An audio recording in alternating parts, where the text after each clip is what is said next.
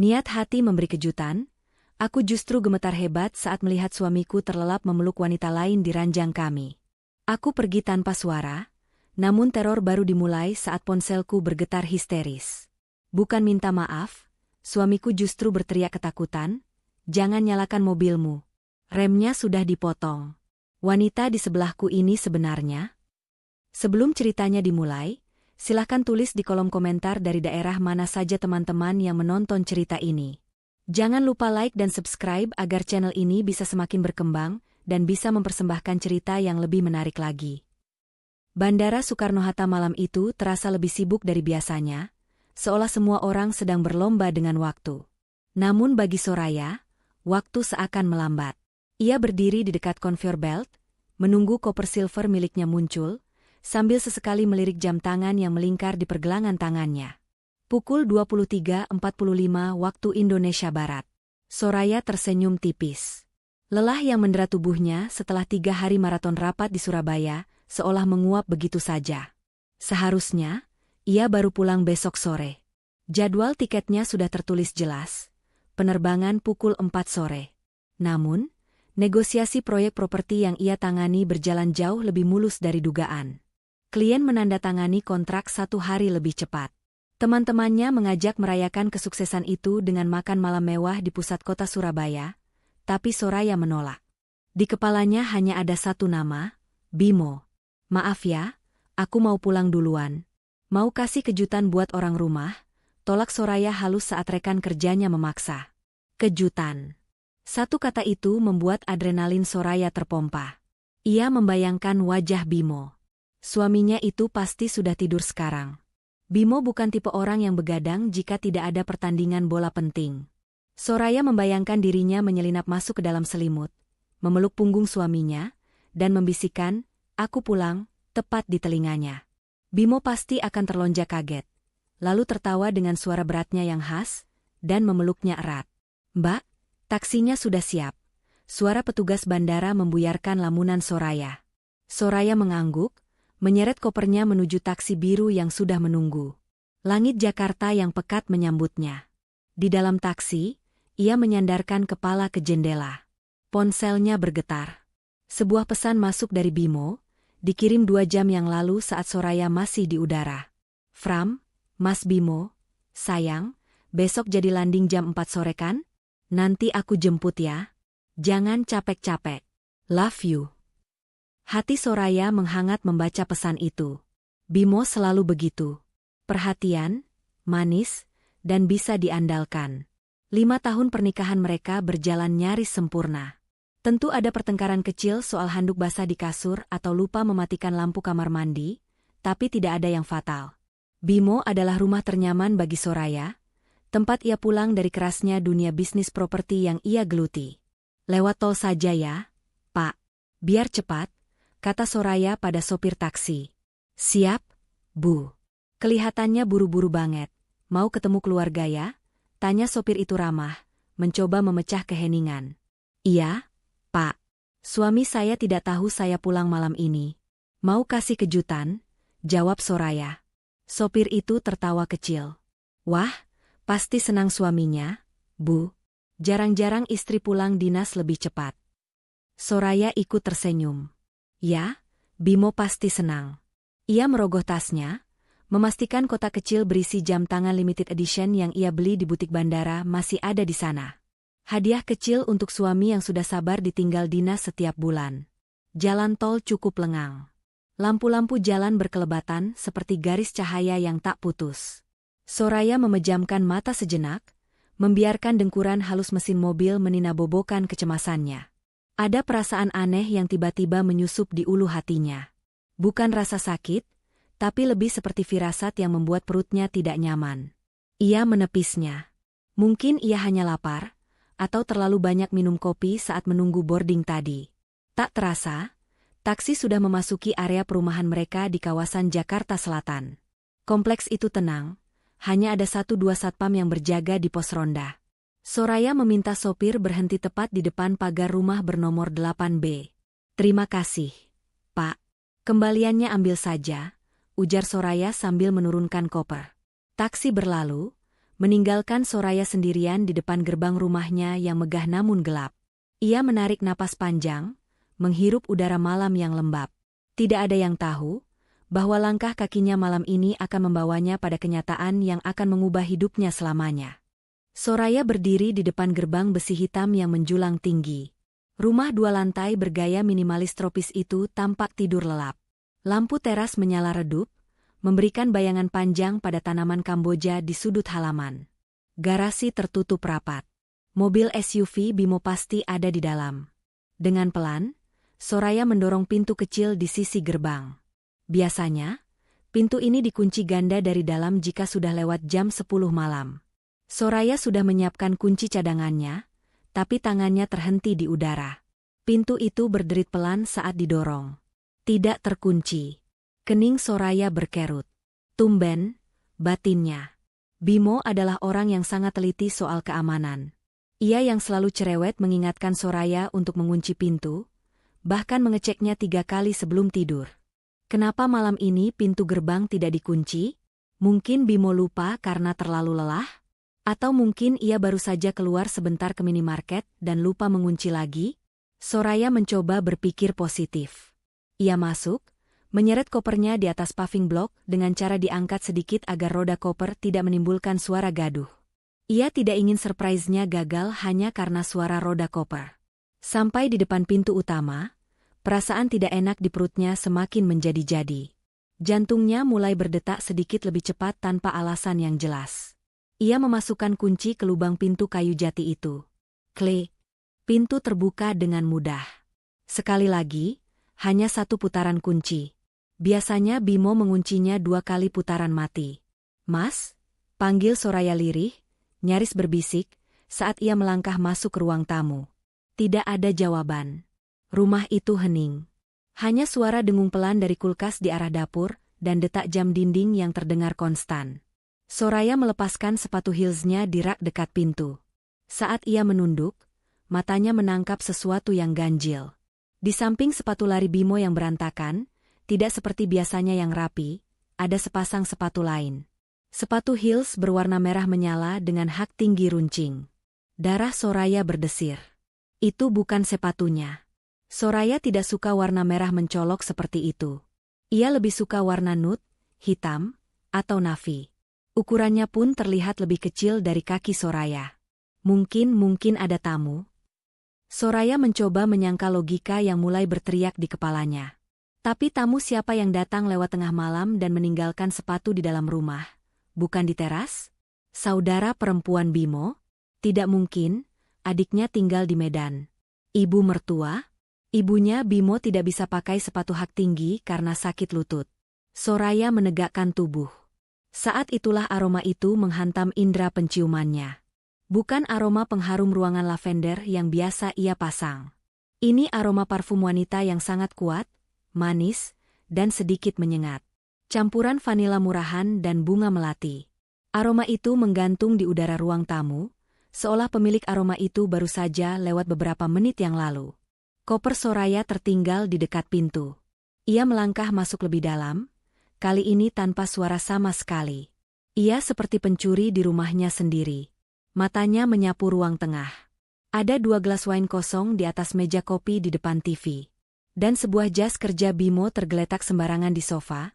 Di sebelahnya ada syal sutra tipis yang jelas bukan milik Soraya. Dunia Soraya terasa miring. Napasnya mulai pendek. Logika dan emosi bertarung hebat. Jangan berpikir yang aneh-aneh, Soraya. Jangan dulu. Kakinya membawanya menuju tangga. Setiap anak tangga yang ia pijak terasa seperti mendaki gunung yang terjal. Aroma parfum itu semakin kuat saat ia naik ke lantai 2. Jantungnya memukul-mukul rongga dada dengan keras, sampai telinganya berdenging. Pintu kamar utama, kamar mereka, tertutup rapat. Soraya berdiri di depan pintu itu selama beberapa detik.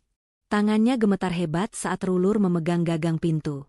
Ia ingin berbalik, lari keluar, dan pura-pura tidak pernah pulang malam ini. Tapi rasa ingin tahunya, rasa sakitnya, memaksanya untuk memutar gagang pintu itu. Dengan satu tarikan napas panjang yang tertahan, Soraya menekan gagang pintu ke bawah. Pintu terbuka tanpa suara, Engselnya yang baru diminyaki bulan lalu bekerja dengan sempurna, terlalu sempurna untuk situasi yang akan menghancurkan hati Soraya. Cahaya lampu tidur di sisi kiri tempat tidur menyala remang, memberikan nuansa keemasan yang hangat di dalam kamar yang biasanya menjadi tempat paling suci bagi Soraya. AC menyala pelan, menghembuskan udara dingin yang menusuk tulang. Namun, bukan suhu dingin yang membuat tubuh Soraya membeku di ambang pintu. Di atas ranjang king size dengan spray putih yang ia beli bersama Bimo saat anniversary tahun lalu, dua sosok manusia sedang terlelap. Selimut tebal menutupi tubuh mereka sebatas pinggang, tapi jelas mereka tidak mengenakan pakaian lengkap. Bimo tertidur dengan posisi miring, mulutnya sedikit terbuka, mendengkur halus. Suara yang biasanya membuat Soraya merasa aman, kini terdengar seperti ejekan. Satu lengannya terulur, menjadi bantal bagi kepala seorang wanita yang tidur memunggunginya. Wanita itu, Soraya tidak bisa melihat wajahnya dengan jelas, karena tertutup rambut panjang bergelombang yang tergerai berantakan. Bahunya yang telanjang terlihat putih pucat di bawah sinar lampu. Lutut Soraya lemas seketika. Ia harus berpegangan pada kusen pintu agar tidak ambruk ke lantai. Rasanya seperti ada tangan raksasa yang meremas jantungnya sampai hancur, lalu menarik paksa udara dari paru-parunya. Ini tidak mungkin. Ini pasti mimpi buruk. Aku pasti ketiduran di pesawat, batin Soraya menjerit. Ia ingin menutup mata dan bangun di kursi pesawat. Tapi aroma vanila dan melati itu terlalu nyata. Pemandangan punggung Bimo yang memiliki tahi lalat kecil di bahu kanan itu terlalu nyata. Itu suaminya. Laki-laki yang tadi sore mengiriminya pesan, "Love you." Tiba-tiba, wanita itu bergerak. Ia menggeliat pelan, membalikkan badan menghadap Bimo, lalu melingkarkan kakinya ke kaki Bimo dengan intim. Wajahnya kini terlihat samar. Cantik, dengan hidung mancung dan bibir penuh. Soraya tidak mengenalinya. Ia bukan teman kantor Bimo, bukan juga kenalan mereka. Orang asing. Orang asing yang tidur di bantal Soraya, di kasur Soraya, memeluk suami Soraya. Rasa mual yang hebat mendadak naik ke kerongkongan. Soraya membekap mulutnya sendiri dengan kedua tangan agar isak tangis atau suara muntah tidak keluar. Air mata panas mulai membanjiri pipinya tanpa bisa dibendung. Amarah mulai merambat naik, menggantikan rasa syok. Soraya ingin berteriak. Ia ingin menyalakan lampu utama, menarik rambut wanita itu, menampar Bimo sampai bangun, dan melemparkan vas bunga ke arah mereka. Ia berhak mengamuk. Ia istri sah. Ini rumahnya. Namun, saat kakinya hendak melangkah maju untuk melabrak, mata Soraya menangkap sesuatu di nakas, tepat di samping kepala wanita itu. Sebuah botol kecil obat tidur yang terbuka, dan sisa serbuk putih di pinggiran gelas air mineral yang kosong. Kening Soraya berkerut di tengah tangisnya. Obat tidur? Bimo tidak pernah minum obat tidur. Ia tipe orang yang bisa tidur di mana saja dalam hitungan detik. Kenapa ada obat tidur? Apakah Bimo sakit? Atau, apakah wanita ini membius Bimo? Tapi posisi tidur mereka, Bimo memeluknya tadi. Itu bukan posisi orang yang dipaksa. Itu posisi kenyamanan. Soraya mundur selangkah. Insting bisnisnya yang terbiasa menghadapi krisis tiba-tiba mengambil alih. Jangan gegabah, suara logika di kepalanya berbisik tegas di antara badai emosi. Kalau kamu melabrak sekarang, kamu hanya akan dapat permintaan maaf klise atau penyangkalan. Kamu butuh bukti. Kamu butuh posisi tawar. Tangan Soraya yang gemetar merogoh saku celana, mengeluarkan ponsel pintarnya. Dengan gerakan sepelan mungkin, ia menaikkan mode kamera ke night mode. Ia mengangkat ponsel itu. Membidik tempat tidur. Cekrek. Satu foto. Wajah Bimo dan wanita itu terlihat jelas. Cekrek. Dua foto. Posisi kaki mereka yang saling membelit. Cekrek. 3 foto. Botol obat di atas nakas dan pakaian dalam yang berserakan di lantai. Soraya menurunkan ponselnya. Bukti sudah di tangan. Sekarang apa? Membangunkan mereka? Tidak. Soraya tidak sanggup mendengar suara Bimo saat ini. Ia takut ia akan melakukan hal nekat, seperti mengambil pisau dapur. Ia harus pergi. Ia harus menjauh sebelum ia meledak. Saat hendak berbalik, mata Soraya tertuju pada ponsel Bimo yang tergeletak di nakas sisi Bimo, menyala sebentar karena ada notifikasi masuk, lalu mati lagi. Sebuah ide gila melintas di kepalanya. Jika ia pergi begitu saja, Bimo akan bangun besok pagi, melihat koper di bawah, dan menyadari Soraya sudah pulang. Bimo akan menyusun 1000 alasan bohong. Soraya harus memutus komunikasi Bimo. Soraya harus membuat Bimo panik. Dengan keberanian yang entah datang dari mana, Soraya melepaskan sepatunya sepenuhnya. Ia berjalan mengendap-endap tanpa alas kaki di atas karpet tebal kamar tidur. Jantungnya berdegup begitu kencang sampai ia takut suaranya akan membangunkan mereka. Ia mendekati sisi tempat tidur Bimo. Jaraknya hanya sejengkal dari wajah suaminya yang sedang tidur pulas dengan selingkuhannya. Soraya menahan napas. Tangannya terulur perlahan melewati tubuh Bimo. Sedikit lagi. Jari-jarinya menyentuh dinginnya logam ponsel Bimo. Wanita itu tiba-tiba mendengus dalam tidurnya. Tangan Soraya membeku di udara. Hening. Wanita itu hanya membetulkan letak bantal. Napas Bimo masih teratur. Soraya menyambar ponsel itu secepat kilat, lalu mundur dengan langkah lebar namun senyap. Ia berhasil. Ponsel Bimo kini di tangannya. Ia menatap wajah suaminya untuk terakhir kali malam itu. Tatapan penuh luka, kecewa, dan jijik. Selamat tidur, Mas, batin Soraya getir. Nikmati malam terakhirmu yang tenang. Soraya berbalik dan keluar dari kamar itu, menutup pintunya kembali dengan sangat pelan, meninggalkan dosa yang sedang tertidur lelap di dalamnya. Keluar dari kamar itu rasanya seperti lolos dari ruang gas beracun. Soraya menyandar sebentar di dinding lorong lantai 2, membiarkan tubuhnya merosot sedikit. Kakinya gemetar hebat, sisa-sisa adrenalin membuatnya merasa ingin muntah. Tapi ia tidak punya waktu untuk drama. Ia menuruni tangga dengan cepat. Setiap detik berharga. Jika salah satu dari mereka bangun sekarang, misalnya untuk ke kamar mandi, dan melihat Soraya, situasinya akan menjadi kacau dan berbahaya. Sesampainya di lantai bawah, Soraya tidak langsung keluar. Ia meletakkan ponsel Bimo di meja makan. Awalnya ia ingin membawanya, tapi itu pencurian. Ia tidak ingin memberi celah bagi Bimo untuk menyalahkannya secara hukum. Tapi, ia tidak akan membiarkan Bimo menghubungi siapapun dengan mudah. Soraya mematikan daya ponsel Bimo. Power off. Layar menjadi hitam.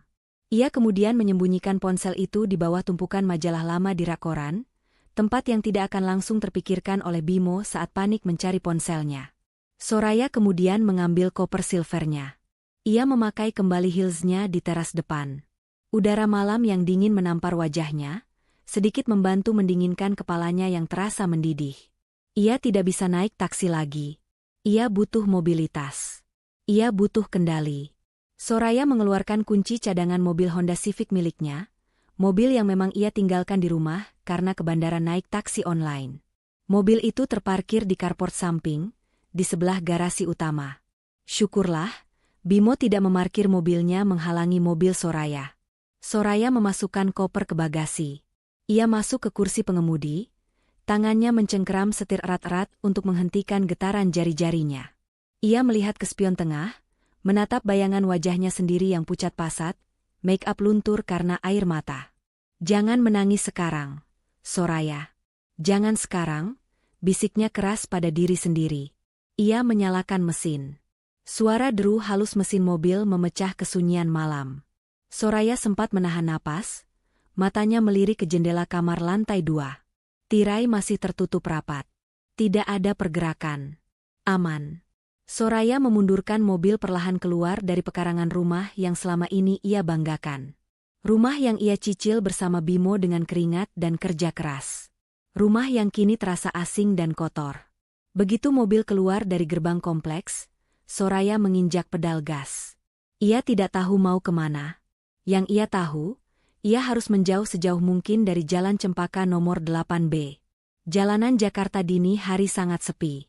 Soraya melaju tanpa arah selama 20 menit, air matanya turun deras mengaburkan pandangan. Ia menyeka kasar wajahnya dengan punggung tangan. Kenangan-kenangan manis berputar di kepalanya seperti film rusak. Janji pernikahan mereka, liburan ke Bali bulan lalu, tawa Bimo saat mereka masak bersama. Semuanya bohong. Semuanya palsu. Soraya akhirnya melihat plang sebuah hotel bintang 4 di daerah Simatupang. Ia membelokkan setir. Ia butuh tempat tidur yang bersih, kamar mandi, dan keamanan. Ia tidak mau pulang ke rumah orang tuanya. Ia belum siap menjelaskan kenapa ia menangis jam 2 pagi. Ia juga tidak mau ke rumah sahabatnya, Santi, karena ia butuh kesendirian untuk memproses semua ini. Ia check-in dengan wajah sembab. Resepsionis hotel menatapnya dengan pandangan kasihan tapi profesional. Tidak banyak bertanya.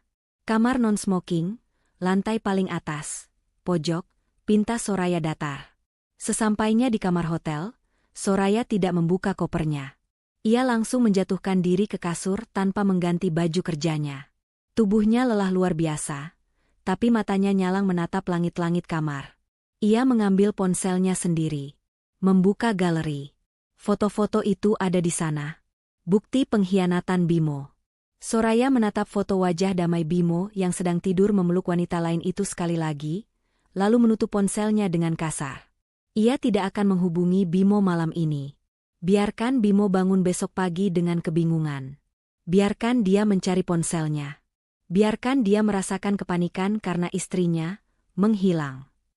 Soraya mematikan ponselnya sendiri. Ia tidak mau diganggu.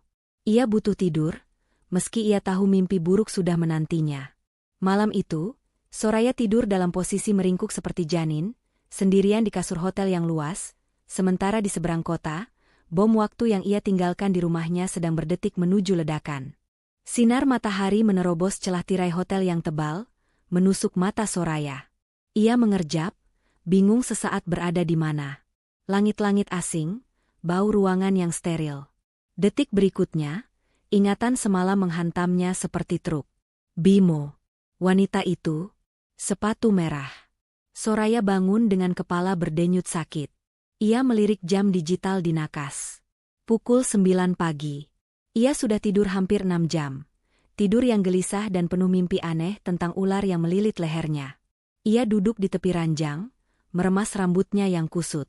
Perutnya perih karena belum makan sejak kemarin sore, tapi nafsu makannya nol. Ia berjalan gontai ke kamar mandi, membasuh wajah dengan air dingin berkali-kali, berusaha menghapus bayangan Bimo dan wanita itu dari retinanya. Setelah merasa sedikit lebih sadar, Soraya kembali ke kamar dan mengambil ponselnya yang tergeletak mati di meja. Ia ragu sejenak. Saat ia menyalakan benda pipi ini, dunia nyatanya akan kembali menyerbu. Bimo pasti sudah bangun. Bimo pasti sudah sadar, Soraya tahu. Atau mungkin Bimo belum sadar? Mungkin dia pikir ponselnya hilang? Soraya menekan tombol power. Logo ponsel menyala. 1 detik. 2 detik. Sinyal masuk. Ting, ting, ting, ting. Ponsel Soraya bergetar hebat di tangannya, seperti kejang. Notifikasi masuk bertubi-tubi tanpa henti, menumpuk satu sama lain sampai layar ponselnya lag sesaat. Soraya menatap layar dengan mata membelalak. 50 panggilan tak terjawab. Semuanya dari satu nama, rumah. Telepon kabel rumah mereka. Kenapa telepon rumah? Kenapa bukan dari ponsel Bimo? Oh, benar. Soraya menyembunyikan ponsel Bimo. Tapi kenapa 50 kali? Itu jumlah yang obsesif. Itu jumlah orang yang putus asa. Selain panggilan tak terjawab, ada belasan pesan suara, voicemail, karena nomor Soraya tidak aktif semalam. Tidak ada pesan WhatsApp, karena Soraya mematikan data internetnya sebelum mematikan ponsel semalam. Soraya menelan ludah. Jarinya gemetar saat menekan ikon pesan suara terbaru. Pukul 6.15 pagi. Ia mendekatkan ponsel ke telinga. Ia mengharapkan suara Bimo yang marah, atau suara Bimo yang panik membuat alasan bohong seperti, "Sayang, kamu di mana? Aku bisa jelaskan." Tapi yang ia dengar membuat darah di tubuhnya menjadi es. "Soraya, angkat teleponnya." Suara Bimo terdengar pecah, napasnya memburu seperti orang yang baru saja berlari maraton. Suara itu bukan suara orang yang ketahuan selingkuh. Itu suara ketakutan murni. "Dengar aku. Kamu di mana? Demi Tuhan, jangan pulang ke rumah. Jangan mendekat ke sini." Soraya mengerutkan kening. Apa maksudnya? Apakah ini trik psikologis? Bimo berakting seolah ada bahaya supaya Soraya tidak fokus pada perselingkuhannya. Soraya memutar pesan suara berikutnya, yang dikirim 5 menit setelah pesan pertama. Di pesan ini, suara Bimo lebih pelan, berbisik, diiringi suara gemerisik seolah ia sedang bersembunyi di dalam lemari atau di bawah meja. Dia gila, Soraya. Yola, perempuan itu gila. Aku baru sadar, dia bukan cuma mau uang. Dia pasang sesuatu di mobilmu. Di Civic MU. Aku lihat ada bekas oli bocor dan kabel yang putus di garasi saat aku cari kamu tadi subuh. Jantung Soraya berhenti berdetak sesaat. Mobil Civic? Mobil yang ia bawa sekarang? Tolong, kalau kamu bawa mobil itu, berhenti sekarang. Tinggalkan mobil itu. Lari. Pergi ke tempat ramai. Jangan percaya siapa-siapa. Dia mengincarmu, Soraya. Dia mau membunuhmu seolah-olah itu kecelakaan. Sama seperti istri pertamanya dulu. Maafkan aku, Tuhan, maafkan aku. Klik. Pesan berakhir. Keheningan di kamar hotel itu mendadak menjadi sangat mencekam. Soraya terpaku. Rasa amarah karena diselingkuhi mendadak lenyap, digantikan oleh teror dingin yang merayap di punggungnya. Istri pertamanya? Membunuh? Soraya berlari ke jendela, menyibakkan tirai, dan melihat ke bawah, ke parkiran hotel. Mobil Honda Civic Silver miliknya terparkir manis di sana, di antara mobil-mobil lain. Terlihat normal. Tidak ada yang aneh. Namun kata-kata Bimo terngiang di telinganya. Dia pasang sesuatu di mobilmu. Soraya ingat perjalanan ke hotel tadi malam. Ia menyetir dengan kecepatan tinggi di jalan tol yang sepi. Jika remnya blong, jika bannya meledak. Tiba-tiba ponsel Soraya berdering lagi. Nama yang muncul di layar bukan rumah. Nomor tidak dikenal. Soraya menatap layar itu dengan horor. Apakah itu Bimo yang meminjam ponsel orang lain? Atau, itu wanita bernama Yola itu? Tangan Soraya gemetar hebat saat ia menekan tombol hijau dan menempelkan ponsel ke telinganya, tidak berani bersuara. Halo, Soraya? Suara wanita yang lembut, sopan, namun memiliki nada dingin yang membuat bulu kuduk berdiri terdengar di seberang sana. Sayang sekali kita tidak sempat berkenalan semalam. Aku suka sepatu heels yang kamu tinggalkan di dekat pintu. Ukurannya pas sekali di kakiku. Soraya membekap mulutnya. Wanita itu ada di rumahnya. Memakai barang-barangnya. Dan dia tahu Soraya mendengarkan. Suamimu berisik sekali tadi. Lanjut suara itu, terdengar santai seperti sedang membicarakan cuaca.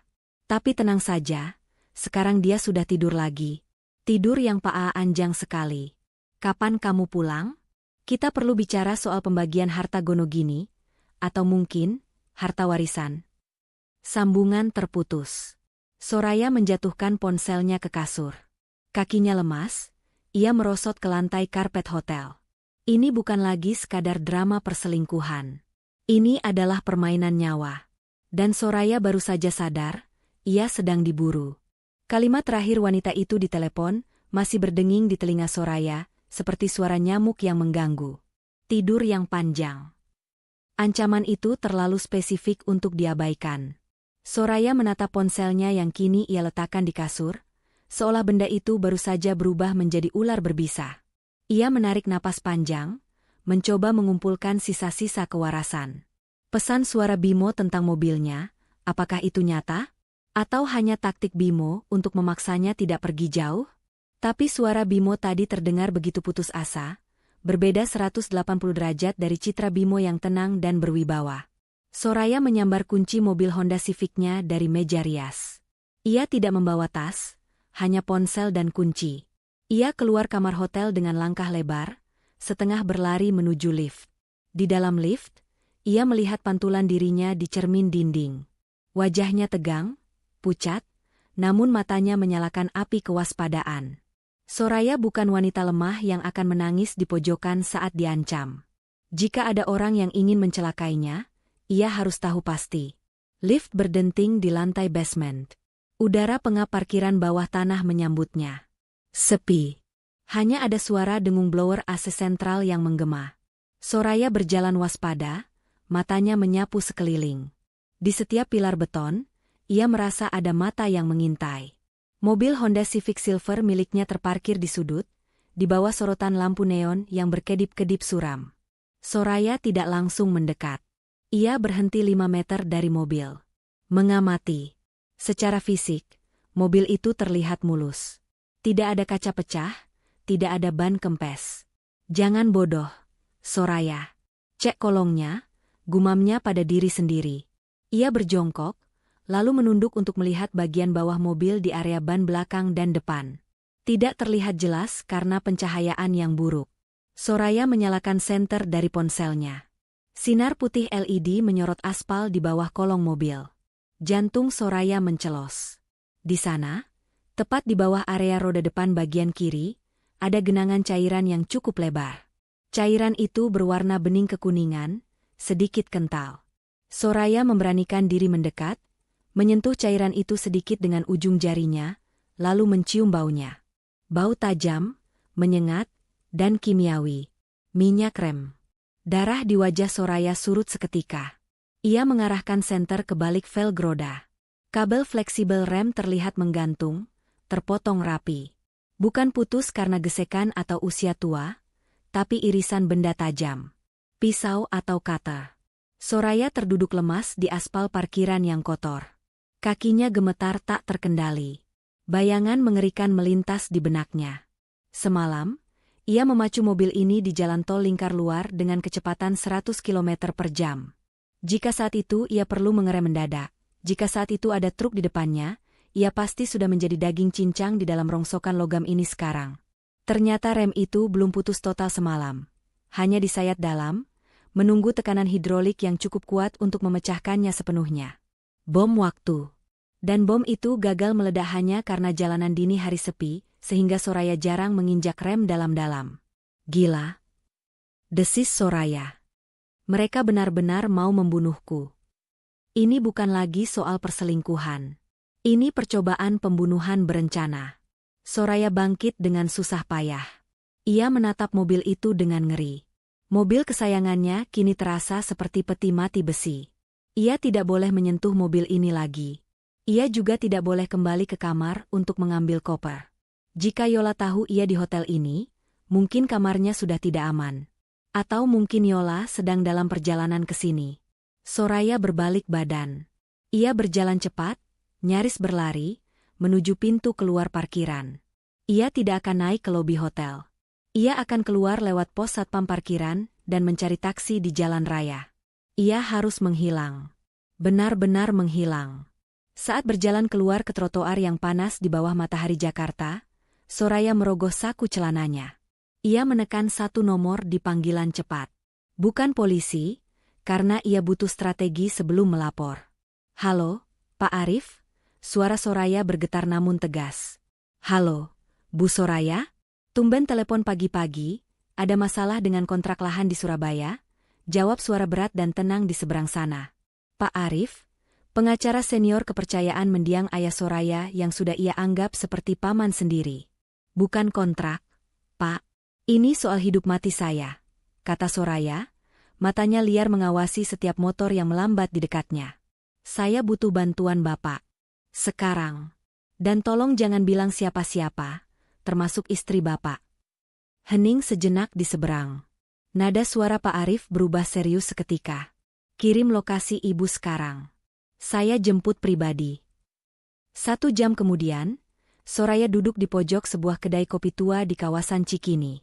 Tempat ini dipilih Pak Arif karena tidak terlalu ramai, tidak ada CCTV canggih yang terhubung ke internet, dan pelanggannya kebanyakan orang tua yang sibuk membaca koran. Di hadapannya duduk Pak Arif, pria parubaya dengan kacamata tebal dan setelan batik rapi. Di sebelahnya, ada Santi, sahabat Soraya sejak kuliah yang datang dengan napas terengah-engah, matanya merah menahan tangis. Lo gila ya, Ra? Gue teleponin dari pagi nggak diangkat. Gue kira lo kecelakaan pesawat. Sembur Santi dengan suara tertahan, tangannya mencengkeram lengan Soraya erat-erat. Hampir, San. Hampir kecelakaan mobil, jawab Soraya datar. Ia meletakkan ponselnya di meja, membuka galeri foto, dan menunjukkannya pada mereka berdua. Foto Bimo dan Yola di ranjang. Foto obat tidur. Foto selang rem yang terputus yang baru saja ia ambil di parkiran hotel sebelum lari. Pak Arif membetulkan letak kacamatanya, meneliti foto rem mobil itu dengan wajah mengeras. Rahangnya mengetat. Ini kriminal murni, Soraya. Pasal 340 Yungto 53 KUHP. Percobaan pembunuhan berencana. Kita harus lapor polisi sekarang. Nggak bisa sekarang, Pak, potong Soraya cepat. Bimo bilang di telepon, perempuan itu, Yola dia licik. Kalau saya lapor sekarang tanpa tahu posisi Bimo di mana, dan tanpa tahu siapa Yola sebenarnya, saya takut dia punya alibi atau malah membalikan fakta. Bimo bilang Yola sudah merencanakan ini. Jangan-jangan dia sudah siapkan skenario kalau rem mobil itu gagal membunuh saya. Apa maksud lo? Tanya Santi bingung. Kalau saya lapor polisi bahwa rem saya dipotong, siapa yang akan dituduh? Pemilik mobil yang punya akses ke garasi. Bimo, analisis Soraya tajam. Yola bisa saja cuci tangan. Dia orang asing. Tidak ada yang tahu dia di rumah itu kecuali saya dan Bimo. Sidik jarinya mungkin ada, tapi dia bisa bilang dia hanya tamu. Dia bisa menjebak Bimo sebagai pelaku tunggal yang ingin membunuh istri demi harta, sementara dia lari membawa aset yang mungkin sudah dialihkan Bimo. Pak Arif mengangguk pelan, setuju dengan logika Soraya. Cerdas. Kalau Bimo dipenjara, dan kamu mati atau cacat, aset kalian akan beku atau jatuh ke tangan pihak ketiga. Wanita ini, Yola, dia pemain lama sepertinya. Saya sudah minta tim IT kantor saya untuk melacak nomor yang menelepon saya tadi pagi, kata Pak Arif sambil mengeluarkan tabletnya. Nomor itu burner phone, nomor sekali pakai. Susah dilacak. Tapi, saya cek riwayat transaksi kartu kredit Bimo yang ibu kasih aksesnya bulan lalu untuk audit pajak pribadi. Pak Arif menggeser tabletnya ke arah Soraya. Ada sederet transaksi mencurigakan dalam 3 bulan terakhir. Pembelian perhiasan di toko emas pinggiran Jakarta, bukan langganan Soraya, transfer ke rekening atas nama CV Maju Bersama, yang ternyata fiktif, dan pembayaran sewa sebuah apartemen di Jakarta Utara. Apartemen Laguna Pluit, baca Santi. Itu sarangnya. Kemungkinan besar, jawab Pak Arif. Tapi yang lebih mengerikan adalah ini. Pak Arif menunjuk satu transaksi seminggu yang lalu. Pembayaran premi asuransi jiwa atas nama Soraya dengan nilai pertanggungan fantastis, 10 miliar rupiah. Penerima manfaatnya baru saja diubah menjadi Bimo. Soraya merasa mual lagi. Bimo mengubahnya. Tanda tangannya digital, Ra. Bisa saja dipalsukan kalau Bimo punya akses ke akun asuransimu, kata Santi geram. Gila. Ini motifnya jelas banget. Uang. Tapi Bimo menelepon saya dengan ketakutan. Sanggah Soraya, mengingat nada suara suaminya. Dia bilang, dia gila. Bimo terdengar seperti Sandra. Atau dia sadar dia sedang ditumbalkan oleh selingkuhannya sendiri, sahut Pak Arif dingin. Dalam dunia kejahatan, penjahat amatir sering dimanfaatkan oleh penjahat profesional. Bimo mungkin mengira ini cuma rencana, kecelakaan kecil, atau perceraian, tapi Yola menaikkan levelnya menjadi pembunuhan. Tiba-tiba ponsel Santi berdering. Ia mengangkatnya, mendengarkan sebentar, lalu wajahnya berubah pucat. Ia menatap Soraya. Ra, itu kontak gue di IGD Rumah Sakit Fatmawati, bisik Santi. Ada pasien masuk tanpa identitas tadi pagi, ditemukan warga di pinggir jalan tol TB Simatupang. Babak belur. Baru sadar dan ngaku namanya Bimo. Soraya langsung berdiri, kursi kayu berdecit keras di lantai ubin. Kita ke sana. Bahaya, Ra, cegah Santi. Justru itu tempat paling aman. Rumah sakit penuh orang dan CCTV. Kata Soraya, matanya berkilat. Aku perlu dengar dari mulut laki-laki brengsek itu sendiri, siapa sebenarnya monster yang dia bawa ke ranjangku. Aroma karbol dan obat-obatan yang menyengat di lorong IGD Rumah Sakit Fatmawati, membuat perut Soraya bergejolak. Ia berjalan diapit oleh Pak Arif dan Santi. Topi baseball menutupi sebagian wajahnya, dan ia memakai kacamata hitam besar milik Santi. Ia tidak ingin dikenali sembarangan orang. Di depan salah satu bilik tirai hijau, 2 orang polisi sedang mencatat sesuatu. Soraya memberi kode pada Pak Arif. Sebagai pengacara, Pak Arif maju lebih dulu. Selamat siang, Pak. Saya kuasa hukum keluarga Bapak Bimo. Istrinya ada bersama saya, kata Pak Arif tenang sambil menunjukkan kartu namanya. Polisi itu menoleh, menatap Soraya yang berdiri kaku. Bu Soraya, kami baru mau menghubungi ibu. Suami ibu ditemukan warga di semak-semak dekat pintu keluar tol jam 5 pagi. Diduga korban pembegalan, tapi barang-barangnya masih ada kecuali dompet dan ponsel. Boleh saya bicara dengannya? Tanya Soraya datar. Silakan, tapi sebentar saja. Kondisinya masih syok berat dan ada indikasi keracunan zat sedatif. Ujar polisi itu membuka tirai. Soraya melangkah masuk. Pemandangan di depannya membuatnya terhenyak. Bimo, suaminya yang selalu tampil necis dan gagah, kini terbaring tak berdaya dengan infus di tangan kiri. Wajahnya lebam, bibirnya pecah, dan ada perban melilit kepalanya. Mata kanannya bengkak tertutup. Saat Bimo membuka mata kirinya yang masih berfungsi dan melihat Soraya, air matanya langsung tumpah. Ia mencoba bangun, tapi tubuhnya terlalu lemah. Soraya. Suaranya parau, pecah oleh isak tangis. Tangan kanannya gemetar terulur, mencoba meraih tangan Soraya, tapi Soraya mundur selangkah. Ia melipat kedua tangannya di dada, mempertahankan tembok dingin di antara mereka. Mobilnya. Bisik Bimo. Kamu selamat? Remnya dipotong. Rapi sekali, jawab Soraya dingin, tanpa emosi. Kalau aku tidak dengar pesan suaramu, mungkin aku sudah mati di tol Jor sekarang. Bimo memejamkan mata, air mata mengalir dari sudut matanya membasahi bantal. Syukurlah. Ia bergumam seperti orang meracau. Maafkan aku, Ra. Demi Tuhan, aku nggak tahu dia senekat itu. Aku bodoh. Simpan penyesalanmu, Bimo, potong Soraya tajam. Pak Arif menutup tirai di belakang mereka, memberikan privasi semu. Aku butuh jawaban. Siapa Yola? Kenapa dia ada di rumah kita? Dan kenapa kamu ditemukan babak belur di pinggir tol, padahal semalam kalian tidur berpelukan di kasurku? Bimo terbatuk, meringis menahan sakit di rusuknya. Dia bukan Yola. Namanya aslinya bukan Yola. Dia iblis. Soraya mendekat, mencondongkan tubuhnya, menatap lurus ke dalam satu mata Bimo yang terbuka. Cerita. Sekarang. Jangan ada satupun kebohongan, atau aku berbalik keluar dan membiarkan polisi atau wanita itu menghabisimu. Bimo menelan ludah susah payah. Ia mulai bercerita dengan suara tersendat-sendat. Aku ketemu dia 3 bulan lalu di seminar bisnis. Dia ngaku namanya Yola, konsultan investasi. Cantik, pintar, nyambung diajak ngobrol. Aku hilaf, Ra. Aku merasa kesepian karena kamu sibuk terus. Jangan cari pembenaran, bentak Santi dari belakang, tak tahan. Bimo menunduk. Iya, aku salah. Awalnya cuma iseng. Tapi lama-lama dia jadi obsesif. Dia tahu jadwalmu, dia tahu PIN ATM-ku, dia tahu segalanya. Seminggu lalu, aku bilang mau putus. Aku sadar aku nggak bisa ninggalin kamu. Tapi dia ngancam akan kirim foto-foto kami ke kantormu. Dia minta uang tutup mulut 500 juta. Semalam? Tanya Soraya. Semalam dia datang maksa ke rumah. Dia tahu kamu di luar kota.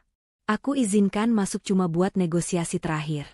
Aku mau kasih dia uang supaya dia pergi selamanya. Tapi, minuman yang dia kasih. Bimo menggeleng lemah.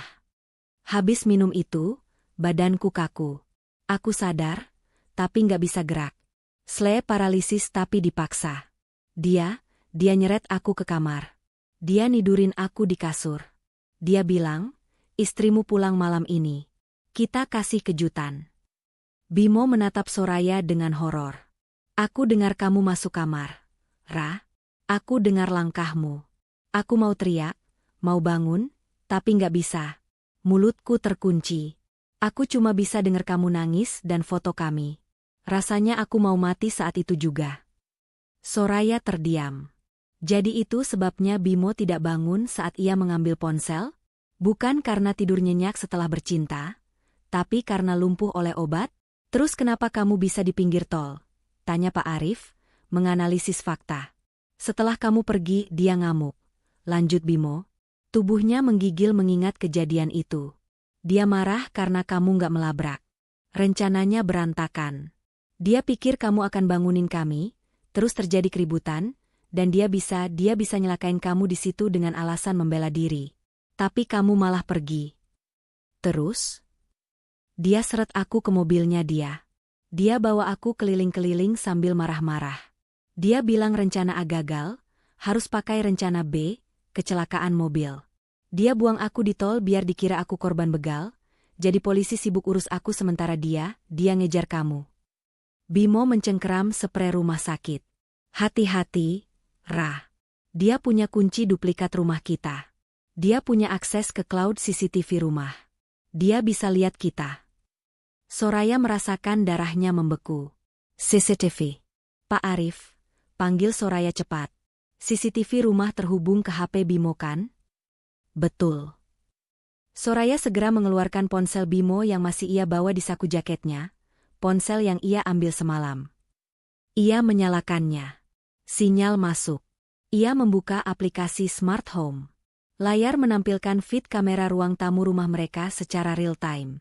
Di layar itu, Soraya melihat kondisi ruang tamunya yang berantakan. Vas bunga pecah. Lukisan miring. Dan di tengah ruangan, di atas meja kopi kaca, ada sesuatu yang diletakkan dengan sengaja menghadap ke kamera CCTV. Sebuah kertas putih dengan tulisan spidol merah besar. Aku tahu kamu lihat ini, Nyonya Bimo. Game on. Dan di sebelah kertas itu, tergeletak kepala boneka beruang milik Soraya yang sudah dipenggal, dengan pisau daging menancap di dahinya. Soraya membekap mulutnya. Yola tahu Soraya memegang HP Bimo. Yola sedang menonton Soraya yang menontonnya. Polisi akhirnya meminta mereka keluar, karena jam besuk khusus IGD sudah habis dan dokter harus memeriksa Bimo. Di koridor, Soraya berjalan mondar-mandir, napasnya tidak teratur. Dia psikopat, gumam Santi, wajahnya pucat pasi setelah ikut mengintip layar CCTV tadi. Ra, lo nggak bisa pulang. Rumah itu bukan rumah lagi, itu arena pembantaian. Kita perlu tempat aman, kata Pak Arif tegas. Hotel terlalu umum. Apartemen saya di Kuningan kosong. Penjagaannya ketat, akses card berlapis. Kamu dan Santi tinggal di sana sementara. Saya akan urus perlindungan saksi untuk Bimo. Kenapa kita harus lindungi dia? Desis Soraya sinis, menunjuk ke arah kamar Bimo. Ini semua salah dia. Karena dia saksi kunci, Soraya, jawab Pak Arif logis. Dan sejujurnya, dia umpan yang bagus. Selama Yola mengira Bimo masih bisa dimanipulasi atau dibungkam, dia akan fokus ke Bimo juga, memecah konsentrasinya darimu. Soraya menghela napas kasar. Logikanya membenarkan ucapan Pak Arif. Oke, kita ke Kuningan. Di dalam mobil Pak Arif menuju apartemen, Soraya mencoba merekonstruksi kejadian semalam berdasarkan cerita Bimo. Obat tidur. Zat yang membuat lumpuh tapi tetap sadar. Itu bukan obat warung. Itu rohypnol atau sejenisnya, biasa dipakai pemerkosa atau penculik. Yola membawanya dengan persiapan matang. Artinya, kedatangan Yola ke rumah semalam bukan impulsif. Dia sudah merencanakan untuk melumpuhkan Bimo tepat sebelum Soraya datang. Bagaimana dia tahu Soraya pulang lebih cepat? Soraya tidak memposting apapun di media sosial. Dia hanya bilang pada rekan kerja dan Bimo. Tuh. San, panggil Soraya. Coba cek Instagram Bimo. Lihat instastory-nya 24 jam terakhir. Santi membuka ponselnya dengan cepat. Akun Bimo di private, tapi gue follow. Bentar, nggak ada story apa-apa. Cek target fotos. Perintah Soraya. Santi menggulir layar. Ada satu. Di-tag sama akun kantor lo, Properti Jaya. Postingan foto lo salaman sama klien di Surabaya. Captionnya, Congrats Bu Soraya, deal closed one day earlier. See you in Jakarta tonight. Soraya memukul dahinya sendiri. Sialan. Admin kantor mempostingnya kemarin sore. Dan Bimo pasti nge-like atau komen. Tebak Santi. Bimo komen, proud of you, honey. Santi membacakan. Itu celahnya, kata Soraya geram. Yola memantau media sosial Bimo. Begitu dia lihat komentar itu dan baca caption kantor gue, dia tahu gue pulang malam itu juga. Dia punya waktu beberapa jam untuk menyusun rencana, kejutan, itu. Jebakan itu bukan kebetulan. Itu improvisasi jenius dari seorang pengintai. Yola memanfaatkan momen kepulangan Soraya untuk menciptakan skenario. Istri pulang, memergoki suami, terjadi keributan, suami istri mati. Skenario klasik yang akan dimuat di koran kriminal sebagai tragedi cinta segitiga. Tapi Soraya merusak skenarionya dengan tidak melabrak. Soraya merusak klimaks yang disiapkan Yola. Dan itu membuat sang sutradara gila marah besar. Ponsel Bimo di tangan Soraya bergetar lagi. Sebuah pesan WhatsApp masuk dari nomor tak dikenal. Fram, 62812XXXXXXXX. Obat tidurnya kurang kuat ya, Mas? Harusnya semalam dosisnya aku tambah biar kamu nggak bangun selamanya. Tapi nggak apa-apa, istri kamu lebih seru buat diajak main. Bilang sama dia, aku suka bunga yang dia tanam di halaman depan. Melatinya wangi. Cocok buat tabur bunga. Soraya memperlihatkan pesan itu pada Pak Arif yang sedang menyetir. Jangan dibalas, perintah Pak Arif. Dia sedang memprovokasi. Dia ingin tahu lokasi HP ini ada di mana. Pak, HP ini ada GPS-nya kan? Tanya Soraya tiba-tiba. Iya, kenapa? Kalau dia bisa melacak HP ini, berarti dia tahu kita sedang bergerak ke arah Kuningan. Pak Arif menginjak rem sedikit, menatap spion. Kamu benar. Matikan HP itu, cabut kartunya. Kita ganti rute. Kita putar-putar dulu di Blok M biar membingungkan pelacak. Baru ke Kuningan. Soraya membuka casing belakang ponsel Bimo, mencabut paksa kartu SIM-nya, dan mematahkan kartu kecil itu menjadi 2 bagian. Selesai. Sekarang dia buta. Tapi jauh di lubuk hatinya, Soraya tahu Yola tidak benar-benar buta. Wanita itu punya mata di mana-mana. 2 hari berlalu sejak Soraya dan Santi bersembunyi di apartemen Pak Arif di lantai 30. Apartemen itu mewah dan aman, tapi rasanya seperti penjara. Soraya tidak berani keluar. Ia bekerja secara remote, beralasan sakit pada kantornya. Bimo masih di rumah sakit, dijaga oleh 2 orang security sewaan Pak Arif. Polisi sudah mulai menyelidiki Yola, tapi seperti dugaan, jejaknya bersih. Nama palsu, alamat palsu, bahkan sidik jari di rumah Soraya ternyata minim, karena dia sepertinya memakai sarung tangan transparan atau rajin mengelap benda yang disentuhnya. Sore itu, bel pintu apartemen berbunyi. Santi yang sedang menonton TV langsung tegang. Soraya memberi kode diam. Mereka melihat monitor intercom. Seorang kurir paket berseragam oranye berdiri di depan pintu, membawa kotak sedang. Atas nama Bu Soraya, suara kurir terdengar dari speaker. Soraya mengerutkan kening.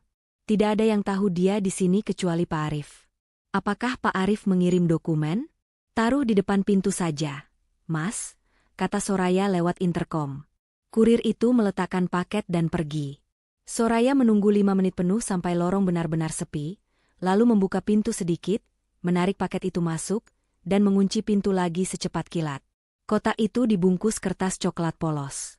Tidak ada nama pengirim. Hanya tertulis, untuk Soraya, yang sedang bersembunyi di atas awan. Di atas awan? Gumam Santi ngeri. Dia tahu kita di lantai tinggi. Dengan hati-hati, Soraya membuka lakban paket itu menggunakan gunting. Ia membukanya perlahan, takut ada mekanisme berbahaya. Isinya bukan bom. Isinya adalah sebuah gaun. Gaun tidur sutra warna merah milik Soraya yang hilang dari lemari rumahnya. Gaun yang paling disukai Bimo. Di atas gaun itu, tergeletak setangkai bunga melati putih yang masih segar. Wanginya langsung menyeruak memenuhi ruang tamu apartemen, bersaing dengan dinginnya AC. Bunga kematian. Dan ada selembar foto Polaroid. Foto itu diambil dari jarak jauh, angle dari gedung seberang apartemen Pak Arif. Foto jendela apartemen tempat mereka berada sekarang. Di foto itu terlihat siluet Soraya yang sedang berdiri di dekat jendela pagi ini sambil minum kopi. Di balik foto ada tulisan tangan yang rapi dan elegan. Jendelanya bagus. Sayang kacanya tidak anti peluru. Keluar dan hadapi aku, atau aku yang akan masuk? PS. Suamimu menangis lucu sekali saat ditelepon tadi. Soraya menjatuhkan foto itu. Tangannya gemetar hebat. Jarak gedung seberang cukup jauh, tapi dengan lensa tele yang tepat. Yola bisa melihat setiap gerak-gerik mereka. Dia ada di gedung seberang, bisik Soraya, matanya menatap horor ke arah jendela besar apartemen yang tirainya terbuka lebar. Tutup tirainya. Cepat! Teriak Santi histeris sambil merangkak di lantai untuk menarik tali gorden. Soraya berdiri kaku. Rasa takut itu berubah menjadi sesuatu yang lain. Amarah yang dingin dan pekat. Wanita ini, Yola telah mengambil rumahnya, suaminya, mobilnya, dan sekarang ketenangannya. Dia pikir dia adalah pemburu. Soraya berjalan mendekati jendela, mengabaikan teriakan Santi. Ia berdiri tegak, menatap lurus ke gedung apartemen di seberang yang berjarak sekitar 200 meter. Ia tidak tahu di jendela mana Yola berada, tapi ia yakin Yola sedang melihatnya lewat lensa teropong atau kamera. Soraya mengangkat tangannya, dan perlahan mengacungkan jari tengah ke arah gedung seberang. Sebuah tantangan terbuka. Kau mau main? Desis Soraya pada kaca jendela. Ayo kita main. Tapi kali ini, aku yang buat aturannya. Soraya menutup tirai dengan sentakan keras. San, kata Soraya, berbalik menatap sahabatnya dengan wajah yang sudah tidak lagi menunjukkan ketakutan, melainkan tekad membunuh. Telepon Pak Arif. Kita nggak akan sembunyi lagi. Kita akan jadikan Bimo umpan hidup. Malam ini juga.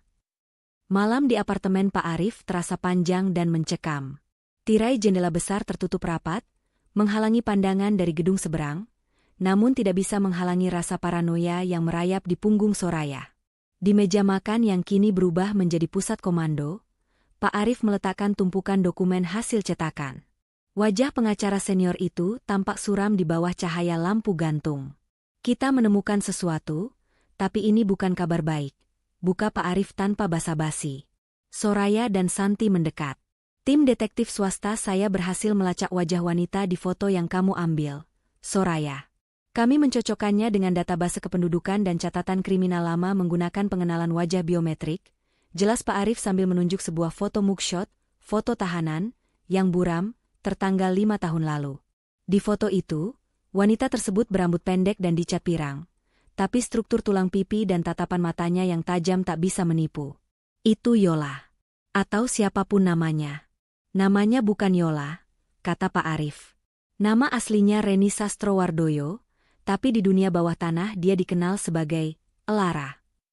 Dia residivis kasus penipuan asuransi di Surabaya dan Semarang. Penipuan asuransi, ulang Soraya. Lebih buruk, lanjut Pak Arif, nada suaranya memberat. 5 tahun lalu, dia menjadi tersangka utama atas kematian tunangannya yang tergelincir saat mendaki Gunung Semeru. Polis asuransi tunangannya cair sebesar 2 miliar rupiah, dan Elara adalah ahli waris tunggal. Polisi tidak bisa membuktikan keterlibatannya karena kurang bukti, jadi dia bebas. Santi menutup mulutnya, ngeri. Jadi dia, Black Widow? Pemain spesialis, koreksi Pak Arif. Modusnya selalu sama. Mendekati pria mapan yang terlihat lemah atau kesepian dalam pernikahannya, memanipulasi mereka untuk mengalihkan aset atau asuransi, lalu menyingkirkan pasangannya. Atau dalam kasusmu, menyingkirkan istrinya dulu agar si suami bisa mencairkan klaim, baru kemudian dia menguasai si suami sepenuhnya. Soraya menatap foto Reni alias Elara alias Yola itu. Wanita itu tersenyum miring di foto tahanannya, seolah mengejek hukum. Bimo adalah target yang sempurna, gumam Soraya pahit. Suami yang merasa kurang dihargai istri yang sibuk, punya akses ke aset besar, tapi cukup bodoh untuk dimanipulasi. Ada satu lagi, tambah Pak Arif, mengeluarkan lembar mutasi rekening koran yang lebih detail. Ingat transfer ke CV Maju Bersama yang dilakukan Bimo? Kami melacak aliran dananya. Uang itu tidak diparkir di sana. Uang itu langsung ditarik tunai di berbagai ATM di pinggiran Jakarta oleh orang suruhan. Tapi, pola penarikannya menarik. Lokasinya selalu berdekatan dengan klinik bedah plastik ilegal. Dia mengubah wajahnya, tanya Santi. Mungkin sedikit perbaikan agar tidak dikenali polisi lama. Tapi yang jelas, dia butuh uang tunai sekarang. Dia sedang terdesak. Penjahat yang terdesak uang biasanya ceroboh dan agresif. Itu sebabnya dia meneror kamu dengan paket bunga melati itu. Dia ingin kamu panik dan membuat kesalahan. Soraya menyentuh bekas cincin kawin di jarinya yang kini terasa panas. Dia butuh uang, dan dia butuh Bimo untuk tanda tangan pencairan aset. Itu kuncinya. Soraya mengangkat wajahnya, menatap Pak Arif dengan tatapan dingin yang baru. Ketakutan di matanya sudah hilang, digantikan oleh kalkulasi bisnis yang tajam. Pak Arif, besok pagi tolong buatkan draft surat gugatan cerai dan pembekuan seluruh aset bersama. Kita bocorkan info ini ke media sosial atau ke sumber yang bisa didengar Yola. Kamu mau memancing dia keluar? Saya mau mematikan keran uangnya, jawab Soraya tegas. Kalau dia tahu aset Bimo akan dibekukan pengadilan dalam 24 jam karena gugatan cerai, dia tidak punya pilihan selain memaksa Bimo bertindak malam ini juga. Dia akan mendatangi Bimo. Itu berbahaya buat Bimo, kata Santi. Soraya tersenyum tipis, senyum yang tidak mencapai matanya. Bimo yang membawa iblis itu masuk ke rumah kami, San. Sekarang giliran dia menjamu tamunya. Sebelum menjalankan rencana besarnya, Soraya butuh satu konfirmasi terakhir. Ia tidak bisa datang ke rumah sakit karena risiko keamanannya terlalu tinggi, jadi ia mengatur panggilan video terenkripsi ke tablet yang dipegang oleh kepala sekuriti penjaga kamar Bimo. Wajah Bimo muncul di layar tablet Soraya. Ia terlihat sedikit lebih baik. Bengkak di matanya mulai mengempes, meski wajahnya masih penuh warna ungu dan biru. Ra? Panggil Bimo lemah saat melihat wajah istrinya di layar. Kamu baik-baik saja? Kamu di mana? Tempat aman, jawab Soraya singkat. Ia tidak berbasa-basi. Bimo, aku sudah tahu siapa Yola. Namanya Reni alias Lara. Dia pembunuh spesialis asuransi. Mata Bimo membelalak. Ketakutan murni terpancar di sana. Pembunuh? Ya. Dan sekarang aku mau tanya satu hal. Dan kamu harus jawab jujur karena nyawamu tergantung pada jawaban ini. Tekan Soraya. Apa-apa itu? Polis asuransi jiwaku yang diubah penerima manfaatnya jadi kamu minggu lalu. Tanda tangannya digital. Siapa yang melakukan otorisasi di aplikasi? Kamu atau dia? Bimo terdiam. Jakunnya naik turun. Keringat dingin mulai muncul di dahinya yang diperban. Jawab, Bimo, bentak Soraya. Aku. Suara Bimo bergetar. Aku yang kasih passwordnya ke dia, tapi aku nggak bermaksud biar kamu mati. Ra? Sumpah. Dia bilang itu cuma buat jaminan masa depan kalau kita nikah nanti. Dia bilang itu prosedur standar investasi. Investasi. Soraya tertawa, tawa yang kering dan hampa. Kamu memberikan akses ke nyawaku sebagai investasi, selingkuhanmu? Kamu sebodoh itu, atau sejahat itu? Aku dihipnotis janji-janjinya. Ra? Aku salah. Aku pikir dia wanita karir sukses yang bisa bantu kelola keuangan kita yang berantakan karena kamu sibuk terus. Bimo mulai membela diri, dan itu membuat Soraya semakin muak. Keuangan kita tidak berantakan, Bimo. Gaya hidupmu yang berantakan, koreksi Soraya tajam. Dengar baik-baik. Besok pagi, pengacara akan mengajukan pembekuan aset. Semua rekeningmu, rekeningku, deposito, tanah, rumah, semuanya akan dikunci. Tidak ada satu rupiah pun yang bisa keluar. Apa? Kenapa? Bimo panik. Kalau dibekukan, gimana biaya rumah sakitku? Gimana kalau Yola marah? Justru itu tujuannya, kata Soraya dingin. Saat Yola tahu keran uangnya akan mati total besok pagi, dia akan panik.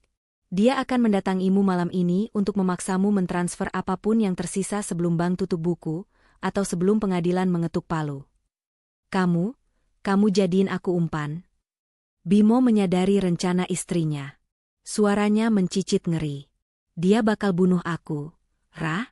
Dia bawa pistol. Dia bawa orang suruhan. Kamu aman? Ada polisi berpakaian preman dan sekuriti Pak Arif di sana? Bohong Soraya. Sebenarnya, penjagaan memang ada, tapi Soraya sengaja meminta penjagaan terlihat sedikit longgar untuk memberi celah Yola masuk. Jika penjagaan terlalu ketat, Yola tidak akan mendekat. Ra, tolong, jangan lakuin ini. Mohon Bimo.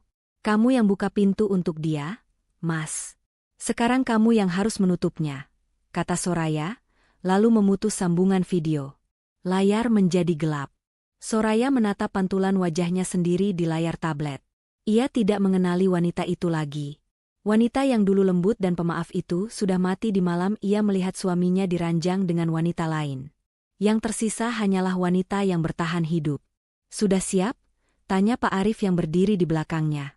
"Lakukan," perintah Soraya. Rencana dijalankan dengan presisi militer.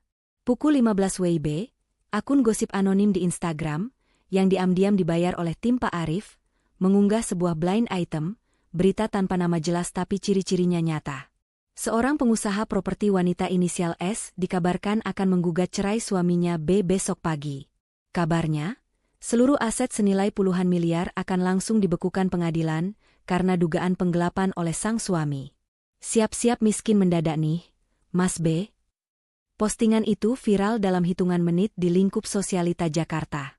Soraya tahu, Yola pasti memantaunya. Yola tidak akan melewatkan berita soal uang. Pukul 17 WIB, Pak Arif menerima notifikasi dari bank. Ada percobaan akses ke internet banking BIMO dari IP address yang disamarkan. Gagal karena password sudah diganti oleh tim Pak Arif. Dia sudah mulai menggigit, lapor Pak Arif. Dia mencoba membobol rekening. Saat sadar akses digitalnya tertutup, dia akan beralih ke cara manual. Fisik. Dia harus memaksa BIMO tanda tangan surat kuasa atau cek fisik, kata Soraya. Dia akan ke rumah sakit. Pukul 19 WIB, hujan deras mengguyur Jakarta. Kilat menyambar-nyambar, menciptakan latar suara yang sempurna untuk drama malam itu. Soraya, Santi, dan Pak Arif bergerak menuju rumah sakit. Mereka tidak masuk ke ruang perawatan, melainkan ke ruang monitoring CCTV di pos keamanan rumah sakit yang sudah dikoordinasikan. Di layar monitor, Soraya bisa melihat lorong lantai 5, tempat kamar VVIP BIMO berada. Lorong itu sepi. Hanya ada satu perawat jaga di Nurse Station dan 2 security, anak buah Pak Arif, yang duduk santai di ujung lorong sambil minum kopi. Terlihat terlalu gampang, gumam Santi khawatir. Yola nggak bodoh. Dia pasti tahu ini jebakan. Dia putus asa, San. Dan orang putus asa seringkali nekat. Jawab Soraya, matanya tak lepas dari layar. Pukul 20.30 waktu Indonesia Barat. Sebuah mobil van catering makanan berhenti di loading dock belakang rumah sakit. 2 orang pria berseragam catering menurunkan boks makanan.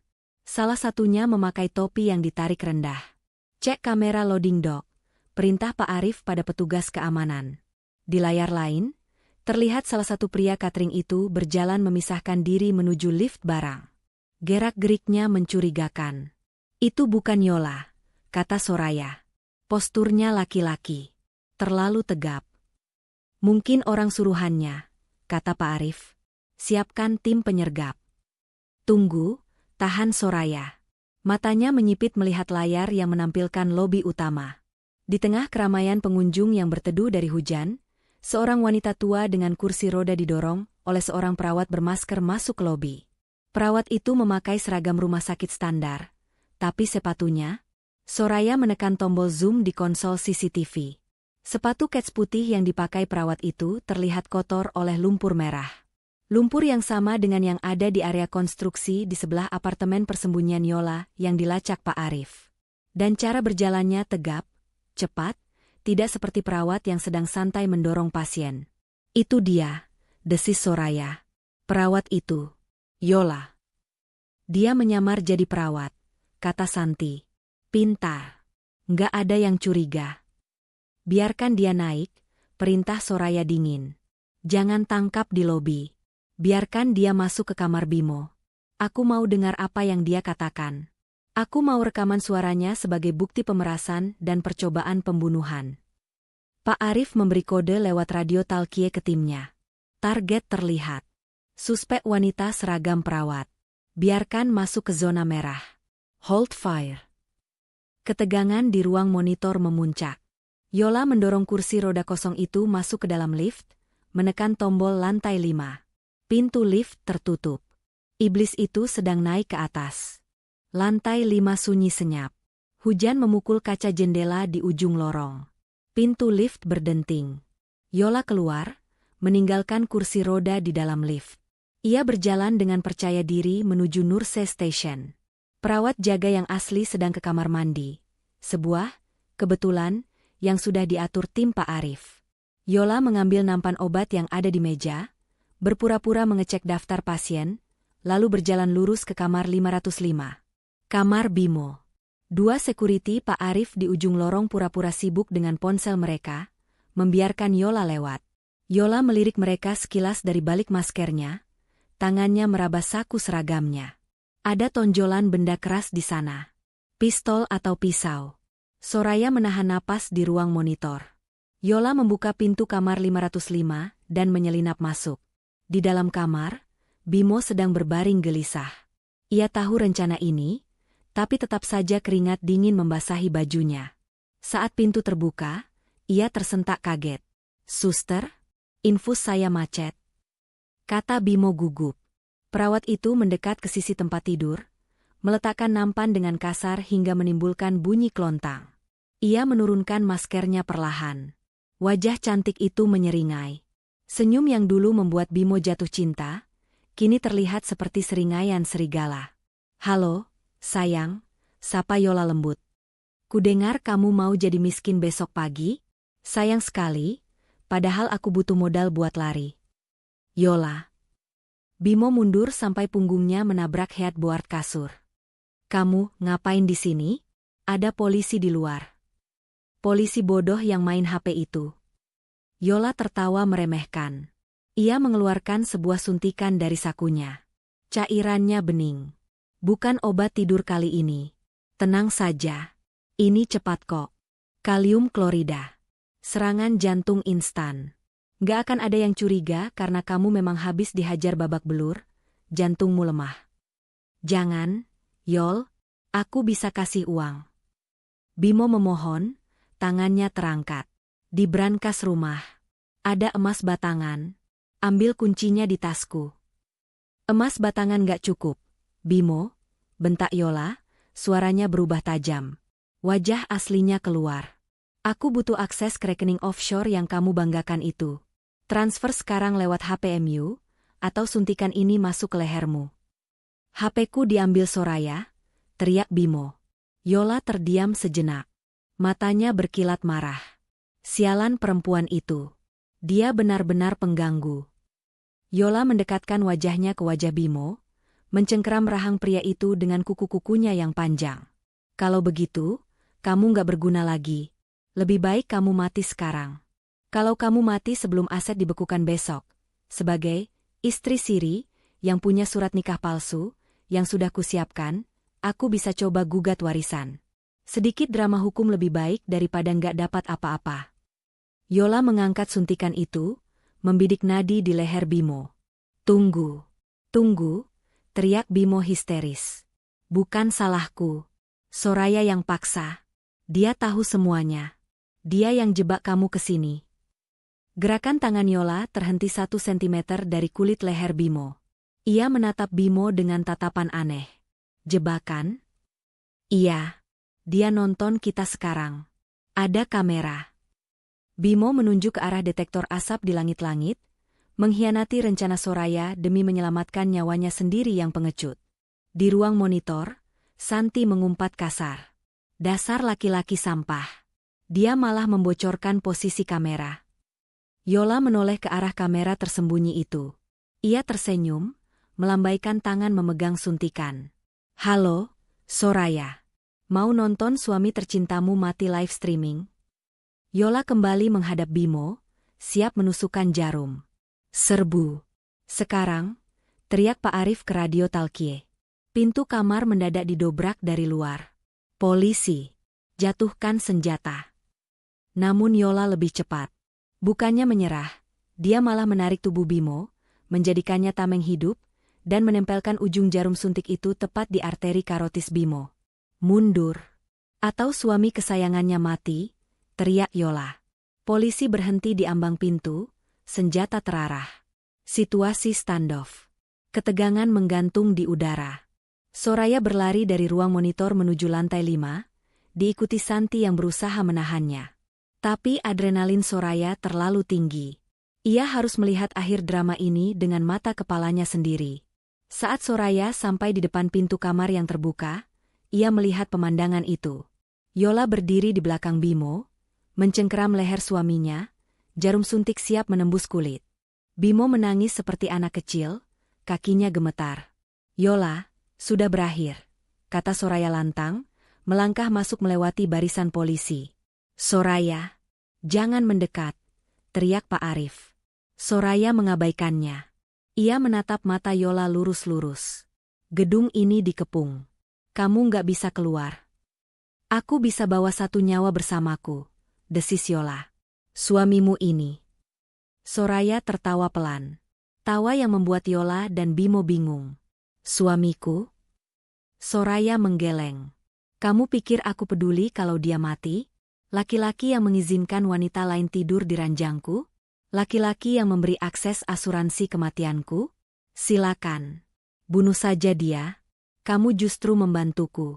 Kalau dia mati, aku jadi janda kaya raya, dan kamu masuk penjara seumur hidup. Win-win solution." Mata Bimo membelalak tak percaya. "Rah, kamu tega. Kamu yang tega duluan, Mas," balas Soraya dingin. "Kamu pikir aku nggak tahu? Aku sudah dengar rekaman suara di HPMU yang lupa kamu hapus. Rekaman percakapanmu dengan Yola sebulan lalu." Soraya mengeluarkan ponselnya, memutar sebuah file audio dengan volume maksimal. Suara Bimo terdengar jelas dari speaker. "Aku capek, Yol. Soraya terlalu dominan. Kadang aku berharap dia hilang aja. Kalau dia pergi, kita bisa nikmati hartanya berdua tanpa ada yang ngatur-ngatur aku lagi."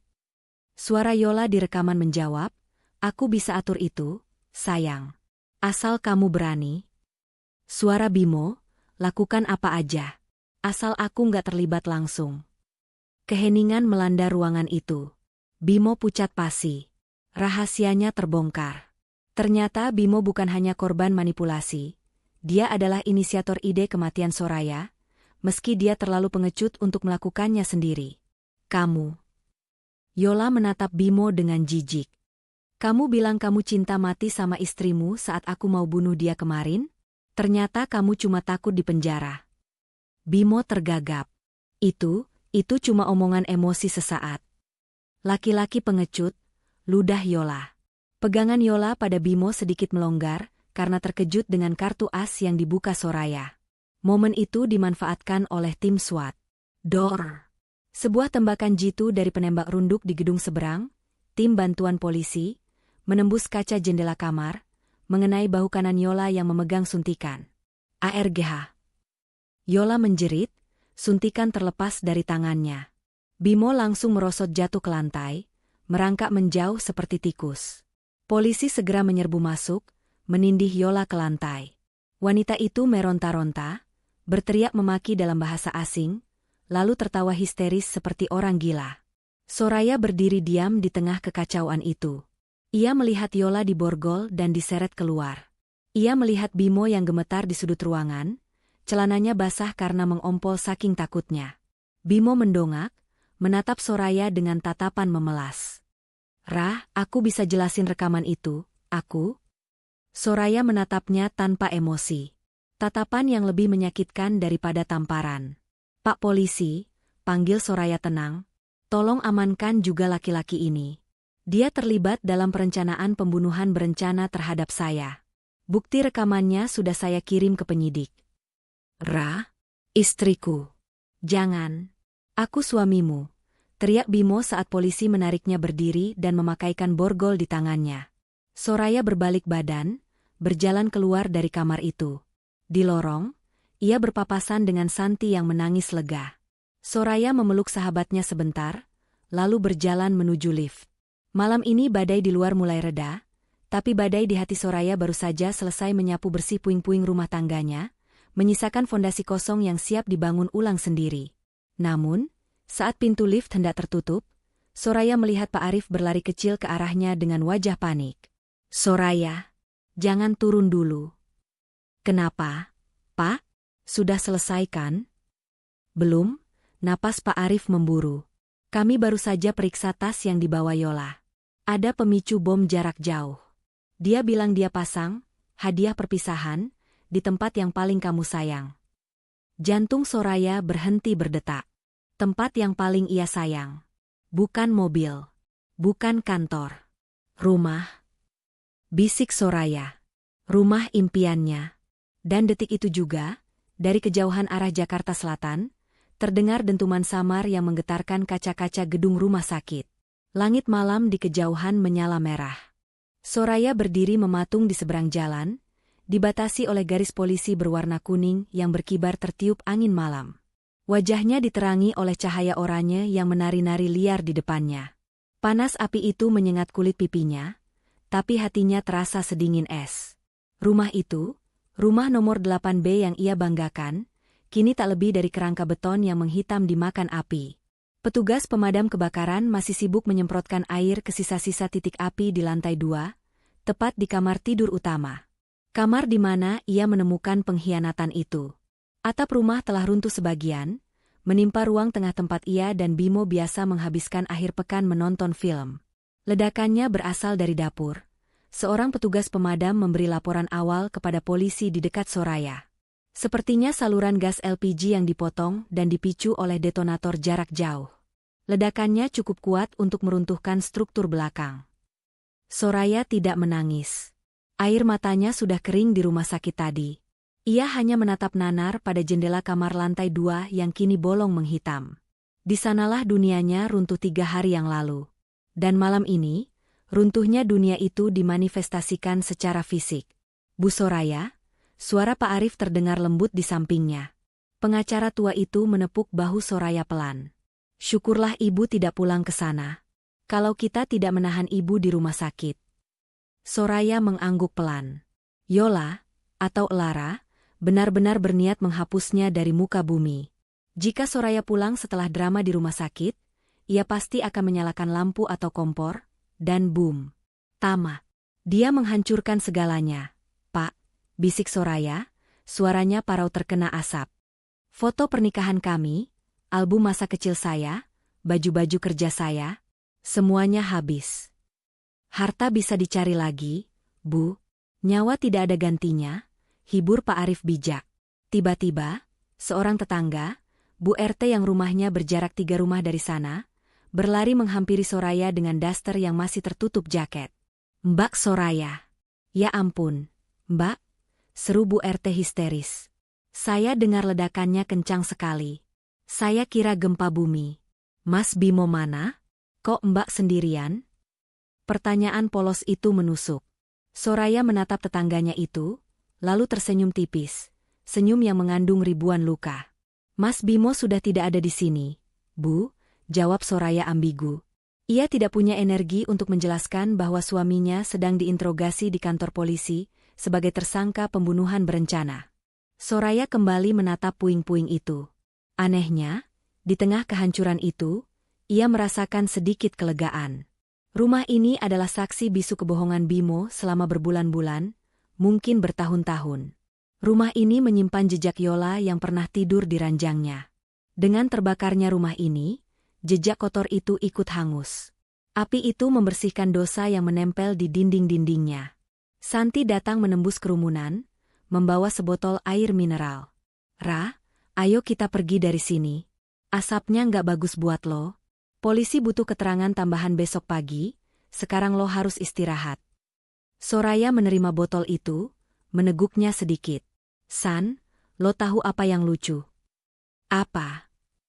Santi menatapnya cemas, takut Soraya mulai kehilangan akal sehat. Gue kerja keras pagi siang malam, lembur sampai tifus, cuma buat bayar cicilan rumah ini. Gue pikir rumah ini adalah simbol kesuksesan gue, simbol keluarga bahagia gue, kata Soraya, matanya menerawang. Ternyata, gue cuma membangun penjara emas buat diri gue sendiri. Dan sekarang, penjara itu sudah terbakar. Santi merangkul bahu sahabatnya erat-erat. Lo nggak kehilangan segalanya, Ra.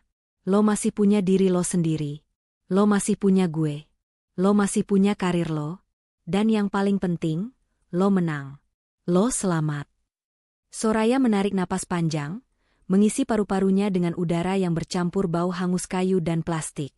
Ia berbalik badan, memunggungi neraka yang dulu ia sebut rumah. Ayo pergi, San. Nggak ada lagi yang perlu dilihat di sini. Cuma sampah. 2 hari kemudian, di ruang interogasi Polres Jakarta Selatan. Ruangan itu dingin, berdinding abu-abu, dengan cermin satu arah yang besar. Soraya duduk di kursi besi, berhadapan dengan penyidik. Namun permintaannya hari ini bukan untuk diperiksa, melainkan untuk bertemu. Ia butuh penutup. Closer. Ibu yakin mau bertemu tersangka Reni alias Yola dulu? Tanya Kompol Haryo, penyidik senior yang menangani kasus ini. Dia sangat manipulatif, Bu. Psikiater kami menyatakan dia memiliki kecenderungan psikopat narsistik. Saya perlu tahu satu hal, Pak. Setelah itu saya tidak akan pernah mau melihat wajahnya lagi, jawab Soraya tegas. Polisi mengangguk, lalu memberi kode. Pintu besi di seberang terbuka. Yola masuk dengan tangan terborgol, dikawal 2 polwan. Bahu kanannya dibalut perban tebal bekas tembakan, membuatnya berjalan sedikit miring. Wajah cantiknya terlihat pucat tanpa make-up, dan rambutnya kusut. Namun, mata itu masih menyala dengan api kebencian yang sama. Yola duduk, menatap Soraya sambil menyeringai. Hai, janda kembang, sapa Yola sinis. Oh maaf, calon janda. Gimana rasanya jadi gelandangan? Rumahmu enak dipandang saat terbakar? Soraya tidak terpancing. Ia meletakkan kedua tangannya di atas meja, tenang dan terkendali. Ia sudah berlatih mental untuk momen ini. Rumah itu diasuransikan, Yola. All risk. Termasuk kebakaran akibat huru-hara atau tindak kriminal. Klaimnya cair 2 kali lipat dari harga pasar. Bohong Soraya dengan wajah datar. Padahal klaimnya masih diproses. Tapi ia ingin melihat reaksi Yola. Jadi terima kasih. Kamu baru saja memberiku modal tunai untuk beli villa di Bali. Senyum di wajah Yola luntur seketika. Ia mendengus kesal. Dasar orang kaya. Selalu menang. Kenapa Bimo? Tanya Soraya langsung ke intinya. Dari sekian banyak laki-laki di Jakarta, kenapa kamu pilih suamiku yang lemah itu? Yola tertawa kecil. Justru karena dia lemah, Soraya. Laki-laki kuat susah disetir. Laki-laki setia membosankan. Tapi Bimo, dia tipe laki-laki yang punya ego tinggi tapi kemampuan rendah. Dia merasa insecure sama kesuksesanmu. Dia merasa kecil di hadapanmu. Aku cuma datang, kasih sedikit pujian, kasih rasa, dibutuhkan, dan dia langsung bertekuk lutut seperti anjing penurut. Kata-kata itu menampar Soraya. Bukan karena Yola jahat, tapi karena itu benar. Dia cerita semuanya ke aku. Lanjut Yola, matanya berbinar jahat. Dia bilang kamu terlalu sibuk. Kamu terlalu dominan. Dia merasa dikebiri. Saat aku tawarkan ide untuk menghilangkan kamu, awalnya dia takut. Tapi matanya bersinar, Soraya. Dia membayangkan hidup bebas dengan hartamu tanpa harus dengar omelanmu lagi. Dia bukan korban. Dia partner. Aku tahu, jawab Soraya tenang. Rekaman itu sudah cukup menjelaskan. Baguslah kalau kamu sadar. Jangan pernah kasihani dia, Yola menyandarkan punggungnya. Omong-omong, rem mobilmu itu, aku yang potong sendiri. Rapi kan? Aku belajar dari mantanku yang montir. Sangat rapi. Sampai membawamu ke penjara seumur hidup. Balas Soraya sambil berdiri. Nikmati waktu tidurmu di sel, Yola. Tidak ada kasur empuk, tidak ada AC, dan tidak ada laki-laki bodoh yang bisa kamu manfaatkan. Soraya mengetuk pintu, minta keluar. Soraya, panggil Yola tiba-tiba. Soraya berhenti tanpa menoleh. Satu hal yang aku kagumi dari kamu. Kamu tidak teriak saat lihat kami di kasur. Kamu tenang. Itu menakutkan. Mungkin kita sebenarnya mirip. Soraya menoleh sedikit. Bedanya, aku menggunakan otakku untuk membangun hidup. Kamu menggunakannya untuk menghancurkan hidup orang. Kita tidak sama. Kamu cuma parasit. Pintu tertutup, meninggalkan Yola yang terdiam untuk pertama kalinya. Berikutnya, giliran Bimo. Saat Bimo dibawa masuk, perbedaannya sangat kontras. Bimo terlihat kurus, matanya bengkak, dan ia menangis begitu melihat Soraya. Ra, Sayang. Bimo mencoba meraih tangan Soraya, tapi tangannya tertahan borgol yang dikaitkan ke meja. Maafin aku, Ra. Aku dijebak. Aku diguna-guna sama perempuan itu. Aku nggak sadar. Soraya menatap laki-laki yang pernah ia cintai selama 5 tahun itu. Dulu, ia melihat Bimo sebagai pelindung. Sekarang, ia hanya melihat seorang pengecut yang menyedihkan. Berhenti berakting, Mas, potong Soraya lelah. Aku sudah dengar pengakuan Yola. Aku sudah dengar rekaman suaramu. Kadang aku berharap dia hilang aja. Itu kata-katamu, kan? Bimo terdiam, wajahnya pucat. Itu cuma curhat. Ra, aku lagi stres. Kamu ingin aku mati demi uang asuransi 10 miliar, kata Soraya dingin. Kamu jual istrimu sendiri demi gaya hidup dan validasi dari pelacur yang bahkan pakai nama palsu. Aku hilaf, Ra, tolong cabut laporannya. Kalau kamu cabut, aku janji bakal perbaiki semuanya. Kita bangun rumah lagi, kita mulai dari nol. Bimo memohon histeris. Soraya menggeleng pelan, senyum miris tersungging di bibirnya. Tidak ada, kita, lagi, Bimo. Gugatan cerai sudah masuk pengadilan agama pagi ini. Dan soal pidana, itu urusan negara. Percobaan pembunuhan berencana bukan delik aduan yang bisa dicabut seenaknya. Soraya berdiri, menatap Bimo untuk terakhir kalinya. Tidak ada rasa benci yang meluap-luap seperti yang ia bayangkan. Hanya ada rasa kosong. Rasa kasihan yang hambar. Dulu aku pulang cepat untuk memberimu kejutan, kata Soraya pelan. Ternyata kejutannya adalah aku akhirnya melihat wajah aslimu. Terima kasih untuk kejutannya, Mas. Selamat tinggal. Soraya, jangan tinggalin aku. Aku bakal mati di penjara, Ra. Soraya. Teriakan Bimo menggema di lorong saat Soraya berjalan keluar. Langkah kakinya bergaung mantap di lantai ubin kantor polisi. Ia tidak menoleh lagi. Punggungnya tegak lurus. Beban berat di pundaknya telah diangkat. 6 bulan berlalu. Proses hukum berjalan lambat dan melelahkan, menguras energi dan emosi Soraya. Namun, ia menjalaninya dengan kepala tegak. Ia hadir di setiap persidangan penting, duduk di barisan depan dengan kacamata hitam, ditemani Pak Arif dan Santi. Media massa meliput kasus ini habis-habisan. Tragedi cinta segitiga berdarah. Suami jual istri demi harta. Sosialitas selamat dari maut. Wajah Soraya sempat muncul di beberapa berita, tapi ia menolak semua tawaran wawancara eksklusif. Ia tidak ingin menjual penderitaannya menjadi tontonan. Hari ini adalah sidang putusan. Ruang sidang penuh sesak. Bimo duduk di kursi terdakwa, kepalanya tertunduk dalam. Rambutnya sudah dicukur habis, tubuhnya semakin kurus. Di sebelahnya, Yola duduk dengan wajah bosan, sesekali menguap, seolah ini antrean ban dan bukan penentuan nasibnya.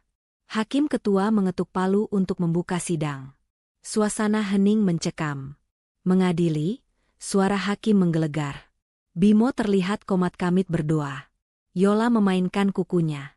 Menyatakan terdakwa Reni Sastrowardoyo alias Yola alias Lara, terbukti secara sah dan meyakinkan bersalah melakukan tindak pidana percobaan pembunuhan berencana, pemalsuan identitas, penipuan, dan pembakaran properti dengan pemberatan. Hakim menarik napas. Menjatuhkan pidana penjara selama 20 tahun. Ruang sidang riuh rendah. Yola hanya mengangkat bahu, tidak terlihat kaget. Hukuman itu maksimal untuk percobaan pembunuhan yang korbannya selamat. Menyatakan terdakwa 2, Bimo Anggara, lanjut hakim. Bimo menegang. Terbukti secara sah dan meyakinkan turut serta merencanakan pembunuhan, memberikan akses sarana, dan pembiaran tindak pidana. Hakim menatap Bimo tajam. Menjatuhkan pidana penjara selama 15 tahun. Tidak. Saya tidak salah. Saya korban. Bimo berteriak histeris, melompat dari kursinya sebelum ditahan oleh petugas kejaksaan. Ia meronta-ronta, menangis meraung memanggil ibunya. Pemandangan yang sangat menyedihkan. Soraya menghela napas panjang. 15 tahun. Bimo akan keluar saat usianya hampir 50 tahun, dengan catatan kriminal, tanpa harta, dan tanpa keluarga. Hukuman sosialnya akan jauh lebih lama dari hukuman penjaranya. Santi menggenggam tangan Soraya. Sudah selesai, Ra. Sudah berakhir. Soraya mengangguk. Ya, keadilan sudah ditegakkan. Tapi apa? Tapi waktu 5 tahun yang aku buang untuk mencintai dia tidak akan pernah kembali, jawab Soraya getir. Mereka berjalan keluar dari gedung pengadilan, disambut kilatan lampu kamera wartawan. Soraya tidak berhenti.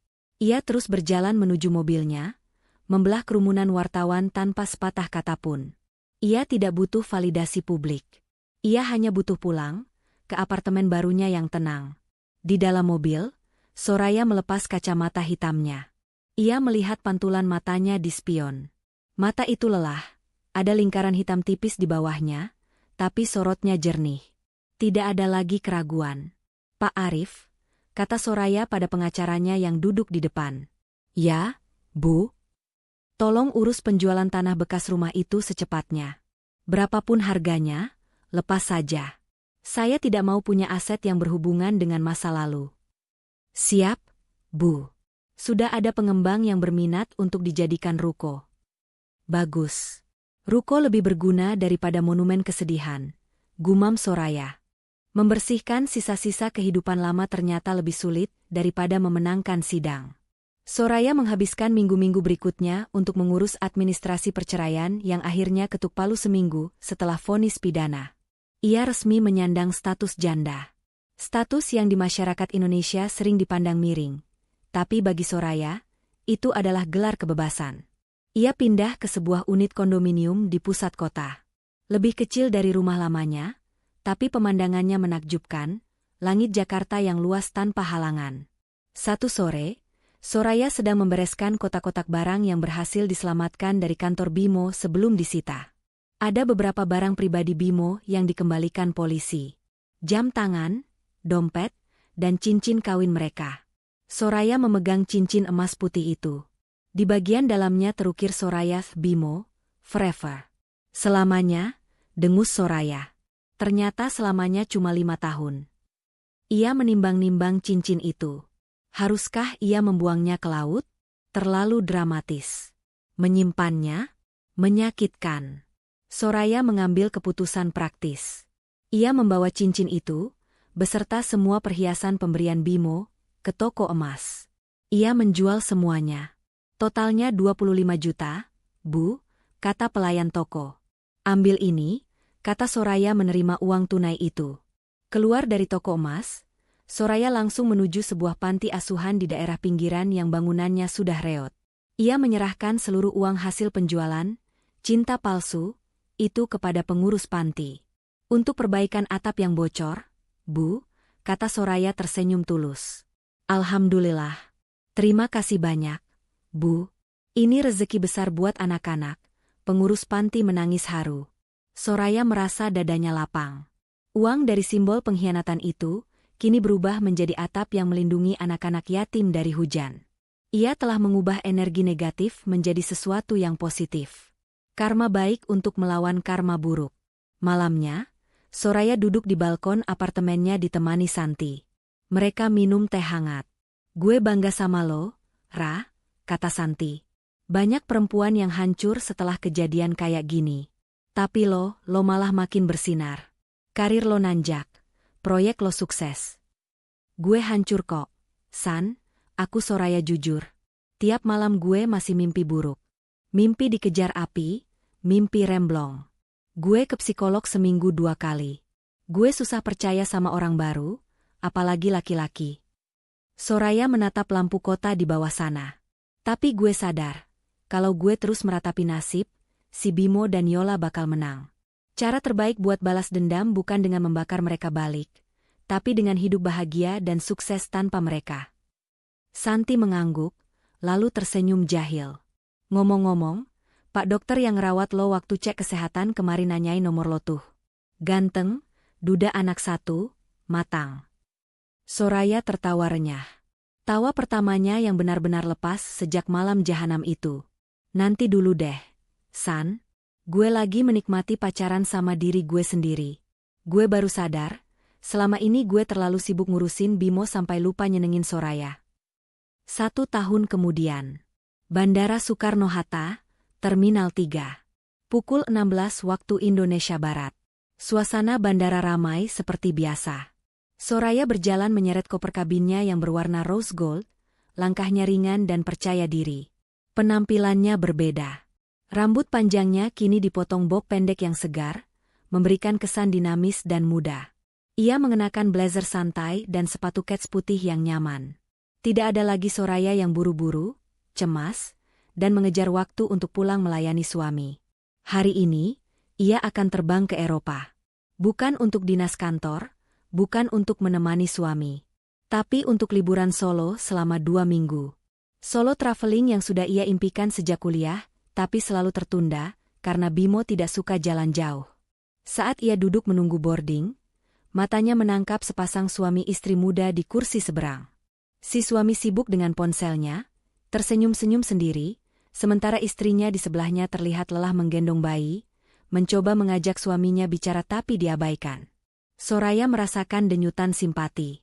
Dulu, ia ada di posisi itu, diabaikan, meski tanpa bayi. Dulu, ia akan berpikir, mungkin suaminya sibuk kerja. Sekarang, instingnya berteriak lain. Soraya melihat cara si suami menyembunyikan layar ponselnya saat istrinya menoleh. Tanda-tanda kecil itu. Soraya berdiri, berjalan mendekati ibu muda itu. "Mbak, maaf, tisu basahnya jatuh," kata Soraya ramah, mengambilkan tisu yang terjatuh. "Oh, makasih ya Mbak," jawab ibu itu lelah.